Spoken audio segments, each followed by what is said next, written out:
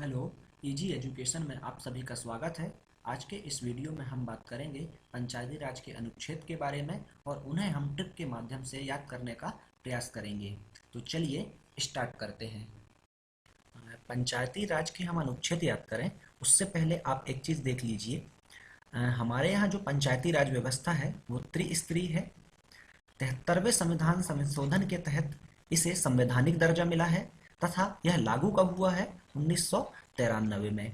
एक चीज देखिए यहाँ कॉमन है, त्रिस्तरीय पंचायती राज व्यवस्था में 3, 73वें संविधान संशोधन के लास्ट में 3 तथा लागू हुआ है 1993 में, यहाँ भी 3 तथा हम पंचायती राज के अनुच्छेद पढ़ रहे हैं उसमें भी देखिए यहाँ लास्ट में 3, 243 के लास्ट में 3।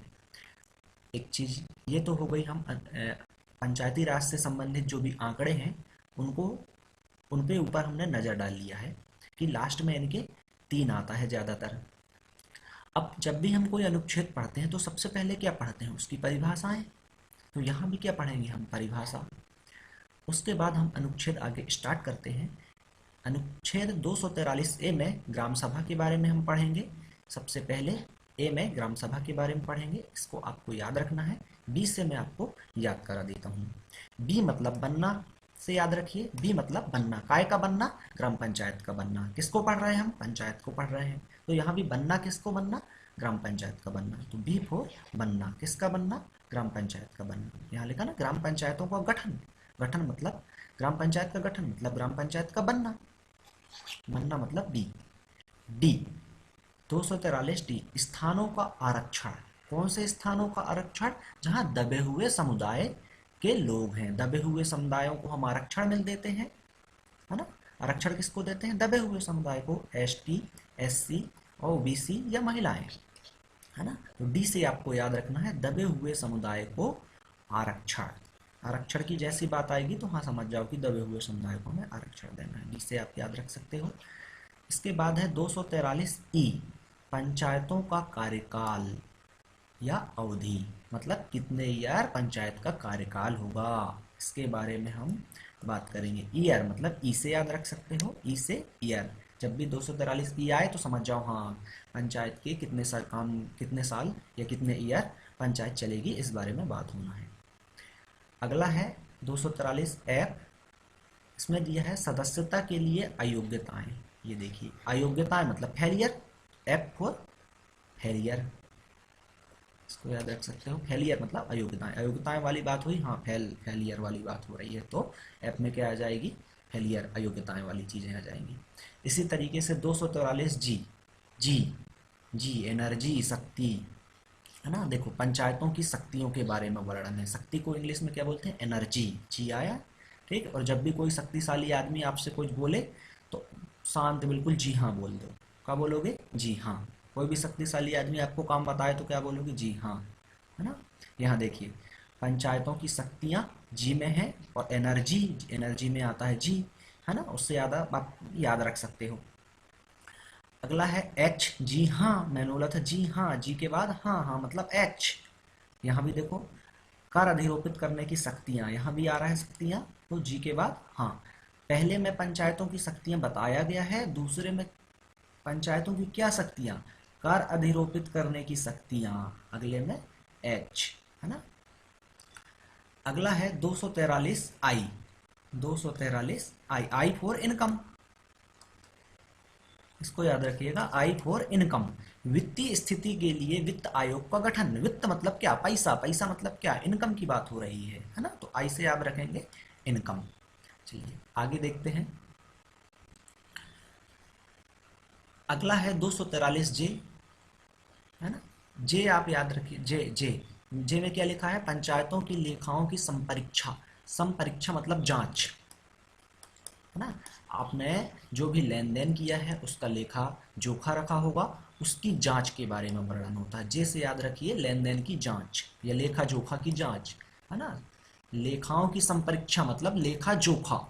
जे जैसे याद रखिए लेखा जोखा की बात हो रही है या जांच की बात हो रही है, तो जे फॉर जांच या जे फॉर लेखा जोखा।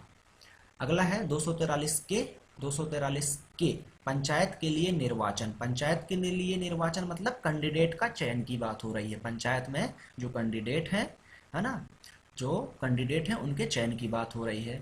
तो के मतलब कैंडिडेट। कैंडिडेट कहाँ का कैंडिडेट? पंचायत का कैंडिडेट। पंचायत में सरपंच कौन रहेगा, उप सरपंच कौन रहेगा, है ना, आपके मेंबर कौन रहेंगे, तो उन कैंडिडेटों के बारे में चर्चा होगी। काय के बारे में? काय में 243 के में। तो अब याद रखिए के फोर कैंडिडेट का चयन हो रहा है। हाँ ठीक। अगला है 243 एल, है ना। अगला है 243 एल, संघ राज्य क्षेत्र में लागू होना। संघ राज्य क्षेत्रों में लागू होना। देखिए, संघ राज्य क्षेत्रों में एक लॉ के तहत ये पंचायती राज व्यवस्था लागू होती है, जिसको राष्ट्रपति उसमें कुछ बदलाव करके लागू कर सकता है। तो संघ राज्य क्षेत्र में जो जिस तरीके से राष्ट्रपति को लागू करना है ना, उसकी व्यवस्था दी गई है 243 एल में। तो एल को याद रखिए, लागू करना, है ना। किस तरीके से लागू करना? राष्ट्रपति जैसा अच्छा चाहे वैसा लागू करना। कहाँ लागू करना? संघ राज्य क्षेत्र में लागू करना। एम 243 एम, एम मतलब मना। एम मतलब मना, इसका कतिपय क्षेत्र में लागू ना होना, है ना। कतिपय क्षेत्र में लागू ना होना, तो लागू ना होना मतलब मना है भैया, लागू ना होगा, है ना। जैसे मेघालय, नागालैंड जैसे एरिया है, यहाँ पे लागू नहीं है। इसके बारे में एक मैं फुल डिटेल वीडियो बनाऊंगा कि किन किन क्षेत्रों में पंचायती राज व्यवस्था लागू नहीं है। अगला है 243 एन।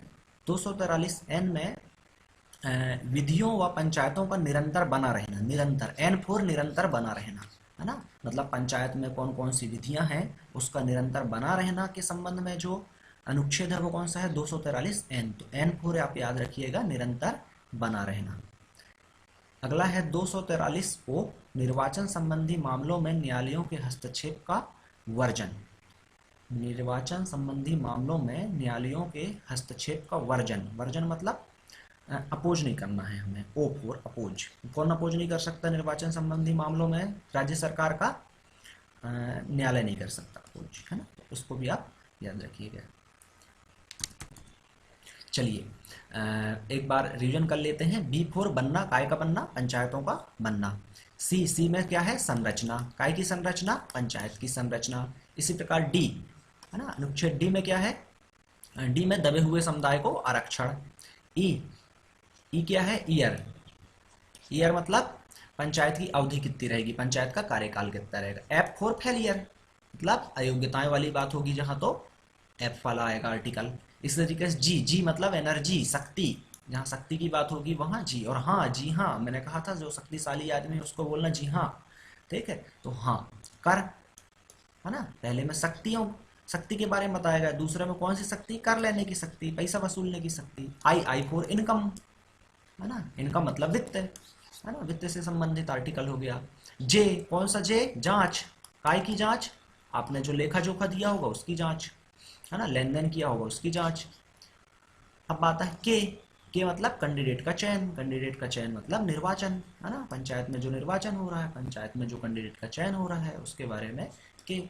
एल, एल मतलब लागू होना। कहाँ लागू होना? संघ राज्य क्षेत्रों में पंचायती राज का लागू होना से संबंधित आर्टिकल कौन सा है? 243 एल। एम मतलब मना, है ना। कतिपय क्षेत्र में लागू का ना होना, यानी मना है कि भैया लागू ना होगा, मना। ना, निरंतर बना रहना, है ना, कि पंचायती राज व्यवस्था है वो निरंतर कैसी बनी रहेगी उसके बारे में अनुच्छेद कौन सा में है? एन में। ओ मतलब न्यायालय अपोज नहीं कर सकता है, राज्य सरकार जैसे चाहे वैसे निर्वाचन कराएगा।